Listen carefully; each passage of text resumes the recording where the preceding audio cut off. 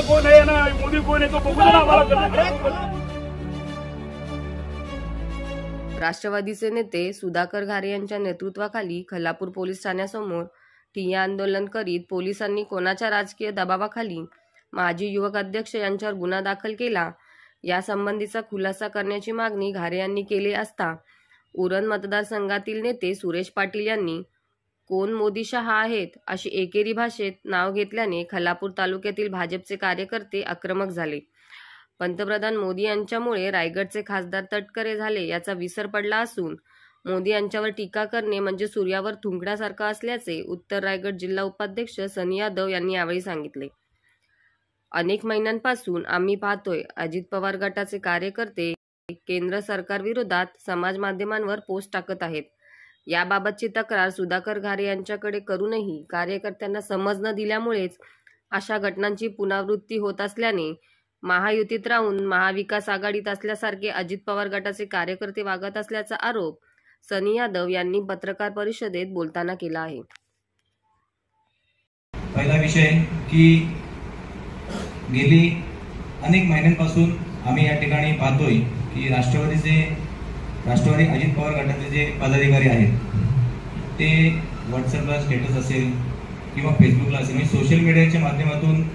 ते केंद्र सरकारवरती मोदींवरती सातत्याने टीका करत असतात आणि हे यापूर्वीही आम्ही सुधाकर घारे यांच्या निदर्शनास आणून दिलेलं आहे। त्यांना मी व्हॉट्सअपला फोटो आणि त्यांची स्टेटसचे स्क्रीन रेकॉर्डिंग सुद्धा यापूर्वी पाठवलेले आहे, परंतु बहुधा ते कार्यकर्ते आहेत त्याच्यामुळे कार्यकर्त्यांना त्यांनी समज दिला नसावा त्याचीच पुनरावृत्ती पुन्हा ही काल झाली आणि काल त्या ठिकाणी जे आंदोलन होतं ज्याचा भारतीय जनता पार्टीशी काडी मात्र संबंध नव्हता त्या आंदोलनामध्ये त्यांच्याच एका कार्यकर्त्याने म्हणण्यापेक्षा मोठं नेतृत्व येते त्या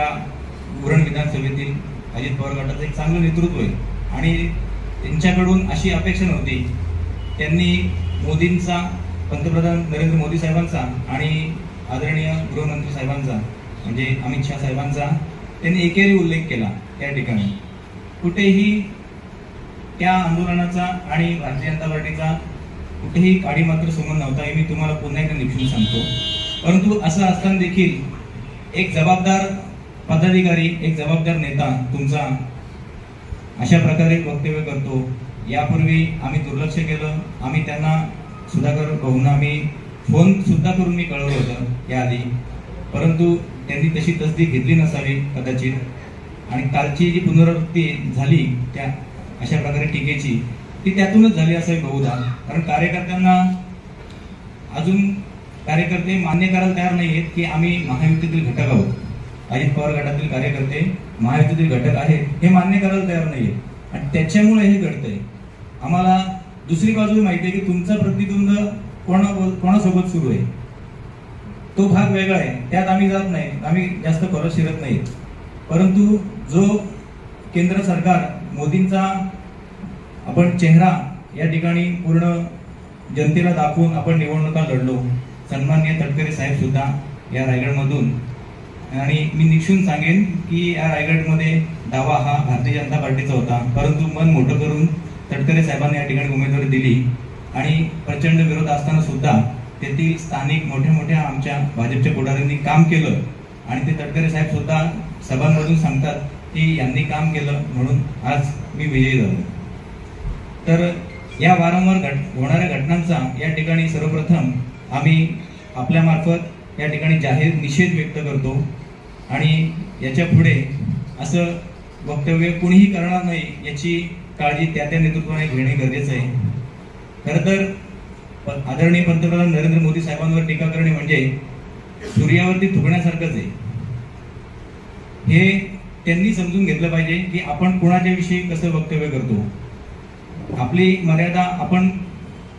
सोडावी नाही याची काळजी त्यांनी घेणे गरजेचं आहे, परंतु असं होताना दिसत नाहीये। म्हणून आज आम्ही या ठिकाणी ही पत्रकार परिषद घेतोय आणि